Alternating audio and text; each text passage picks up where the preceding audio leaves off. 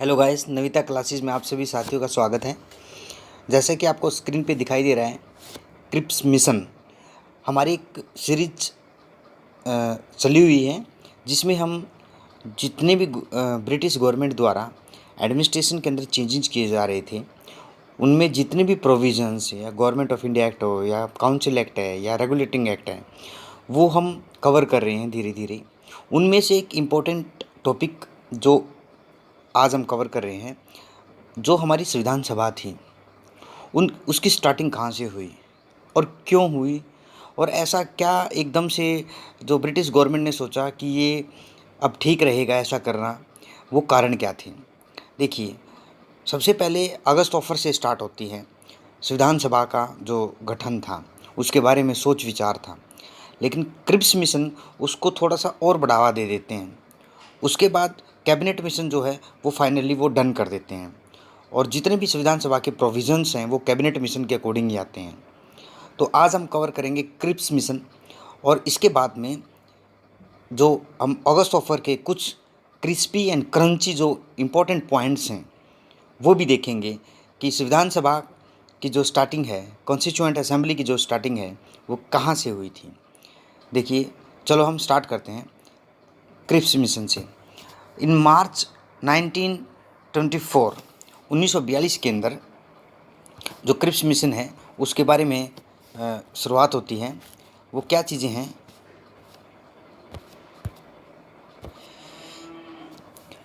Mission headed by Stafford Cripps, ठीक है। 1942 के अंदर क्रिप्स मिशन आया था, मार्च, याद रखना आप। देखिए, ये याद क्यों रखना है, क्योंकि 1942 के अंदर एक मूवमेंट और हुआ था इंडिया के अंदर, क्विट इंडिया मूवमेंट। वो अगस्त में हुआ था, उसको अगस्त रिवॉल्यूशन भी बोला जाता है। लेकिन क्रिप्स मिशन था वो मार्च 1942 में आया था, आपको याद रखना है। उसके हेड थे स्टैफोर्ड क्रिप्स। ये क्या था, was sent to India with constitutional proposal to seek the Indians. देखिए, 1942 के अंदर सेकेंड वर्ल्ड वार चला हुआ था।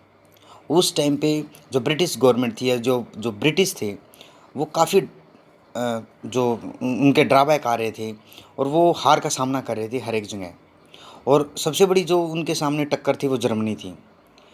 और इस उसमें उन्होंने जो अलाइड पावर्स थी उनके साथ युद्ध लड़ने की सोची। अलाइड पावर में यूएसए है, यूएसएसआर है और चाइना है।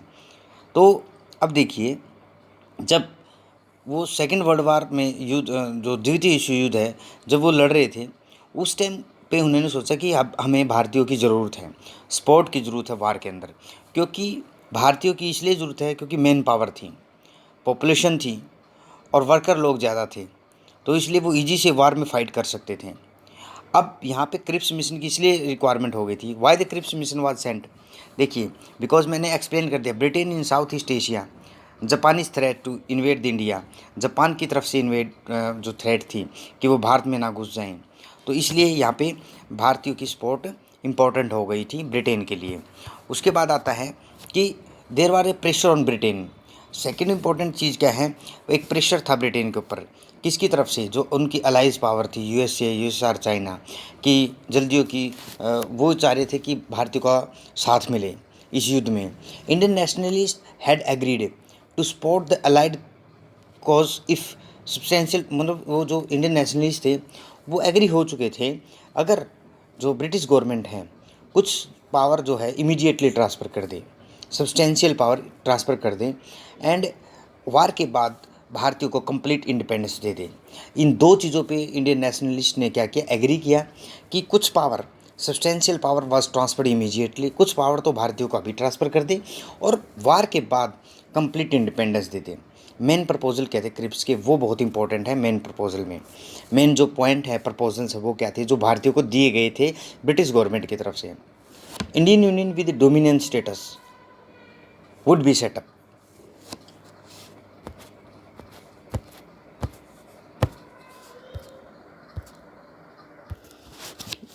डोमिनियन स्टेटस के बारे में डिस्कस किया है इसमें, कि भारतीयों को डोमिनियन जो स्टेटस है वो सेटअप किया जाएगा। लेकिन भारतीयों को डोमिनियन स्टेटस इतना पसंद नहीं था, वो चाहते थे कंप्लीट इंडिपेंडेंस, ठीक है। वो बोल रहे थे it would be free to decide its relation, मतलब अगर वो वॉर में इन्वॉल्वमेंट होते हैं, अगर जो द्वितीय विश्व युद्ध है ब्रिटेन की हेल्प करते हैं, तो कॉमनवेल्थ का जो मेंबरशिप है उसके रिलेशंस हैं उसको वो फ्री छोड़ दिए जाएंगे, वो उनके साथ अपने मेंबरशिप कर सकते हैं।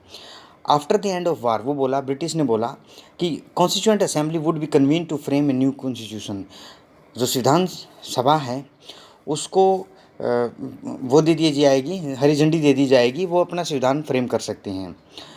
और इसमें इंपॉर्टेंट चीज़ क्या है, the member of assembly would B partly elected by the provincial assembly through the proportional representation and partly nominated by the princess, मतलब प्रोविंशियल असेंबली से मेंबर आएंगे और प्रिंसेस से जो प्रिंसिपल स्टेट थे उनसे मेंबर आएंगे।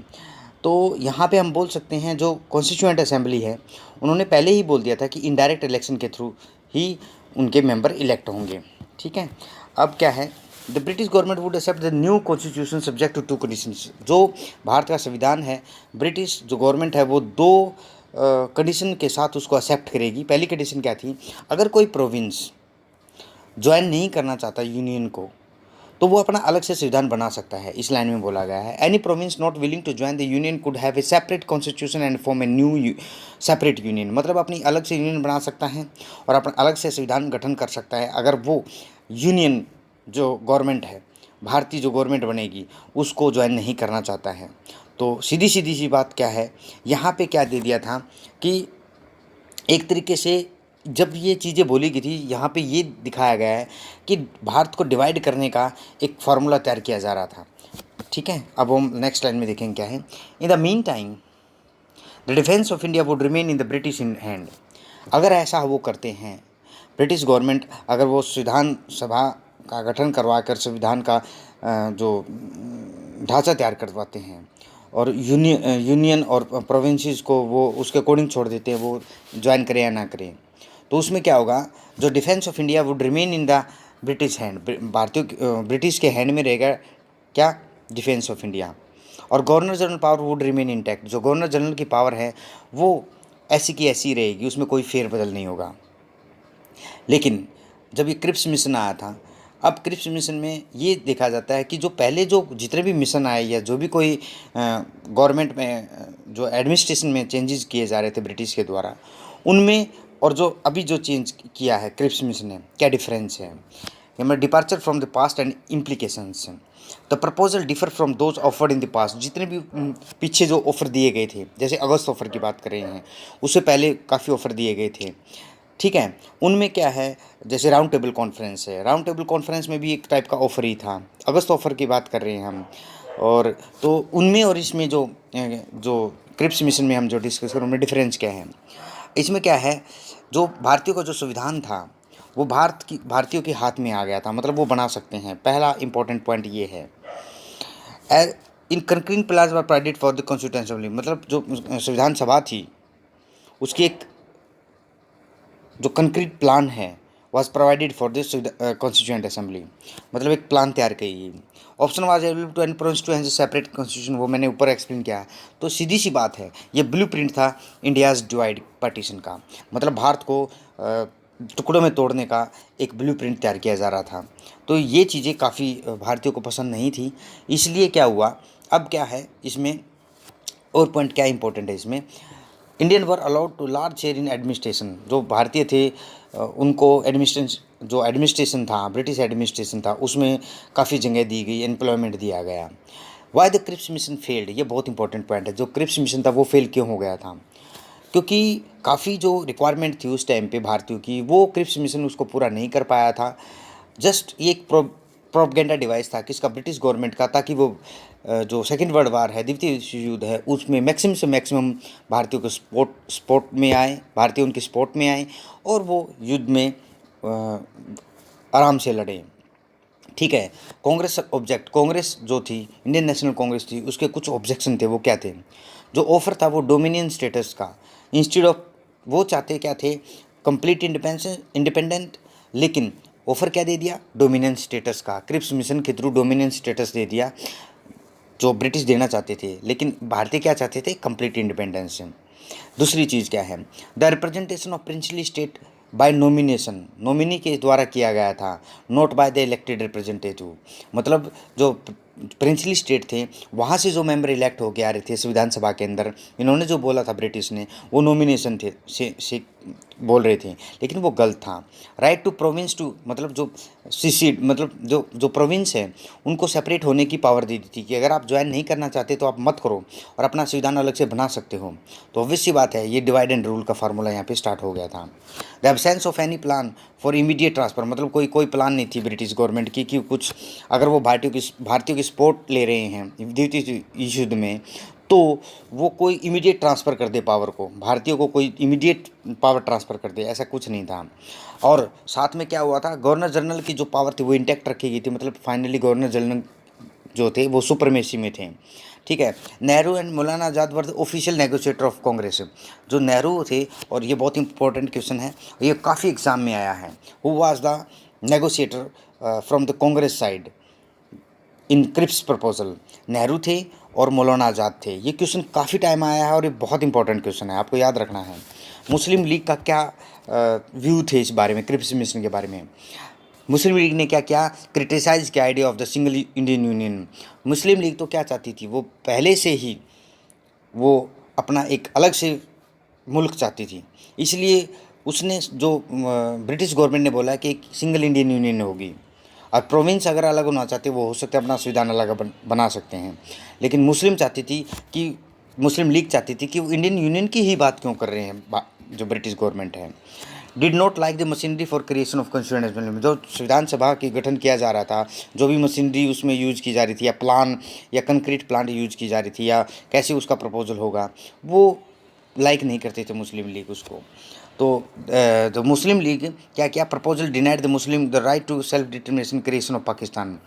Thought that the proposal denied the Muslim the right to self determination creation of Pakistan. उन्होंने सोचा कि जो पाकिस्तान का जो क्रिएट करने के उन्होंने उनकी जो विचार हैं वो उसको कंसीडर नहीं किया जा रहा ब्रिटिश गवर्नमेंट द्वारा। The Hindu Mahasabha criticize the basis of right to cede. सिर्फ एक हिंदू महासभा है, उसने बोला था कि जो प्रोविंसेस को राइट टू सीड मतलब जो सेपरेट होने की एक पावर दी जा रही है, that is not good for the Indian union. ठीक है। नेक्स्ट पॉइंट है इसमें,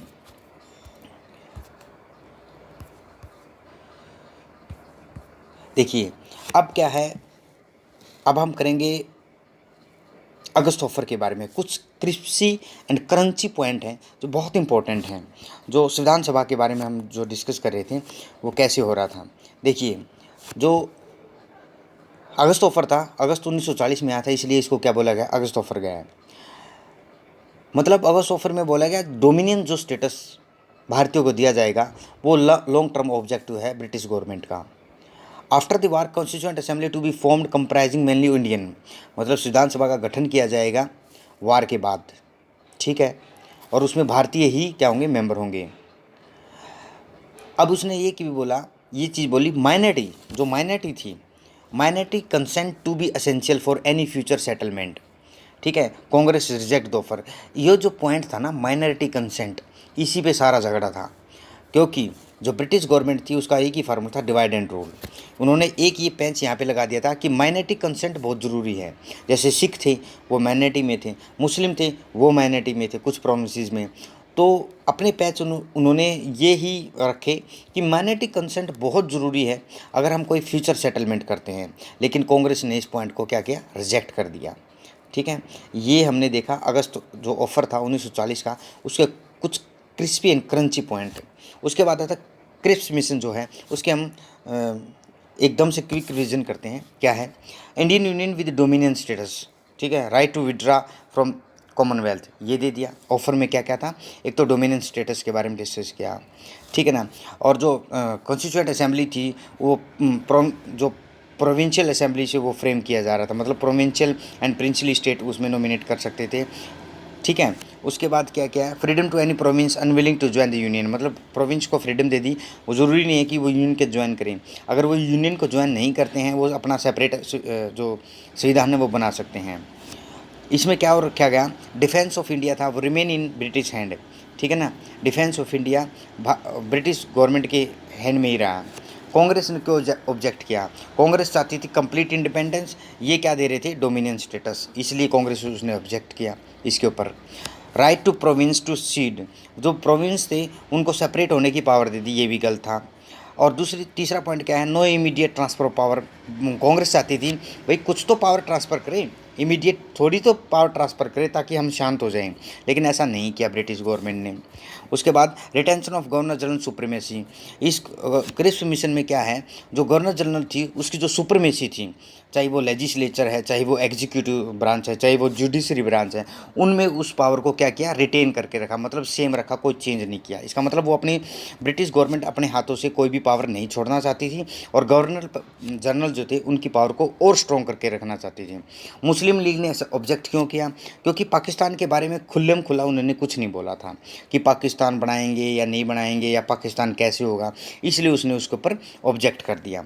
तो इस वीडियो में हमने क्या देखा? क्रिप्स मिशन देखा, उसके प्रोविजंस देखे, प्रपोजल देखे, उसके ऑफ़र देखे, देन वो फेल क्यों हुआ ये देखा हमने, उसके मेन पॉइंट देखे। ये पॉइंट जितने भी हमने डिस्कस किए लाइन टू लाइन, और बहुत ही इंपॉर्टेंट पॉइंट डिस्कस किए, जहाँ भी मुझे लगता था कि यहाँ से क्वेश्चन बन सकता है या प्रीवियस ईयर क्वेश्चन यहीं से बने थे, मैंने वो भी डिस्कस किया। हमने एक झलक में अगस्त ऑफर के बारे में डिस्कस किया जो 1940 में आया था, उसके कुछ क्रिस्पी और क्रंची पॉइंट हमने याद किए। ये सारी चीज़ें हम क्यों कर रहे हैं? क्योंकि संविधान सभा का गठन के बारे में हम डिस्कस कर रहे थे। कुछ वीडियो हमने बनाई हैं, उनमें हमने संविधान सभा के गठन के बारे में डिस्कस चल रहा था और गवर्नमेंट ऑफ इंडिया एक्ट के बारे में डिस्कशन चल रहा है। तो उनमें इन पॉइंट का या इन ऑफ़र का, ये जो मिशंस हैं इनका डिस्कस करना बहुत ज़रूरी बन जाता है, इसलिए मैंने ये आप लोगों के साथ साझा किया। तो वीडियो अगर आपको पसंद आई है तो प्लीज़ वीडियो को लाइक करें, शेयर करें एंड सब्सक्राइब करें। Thank you all.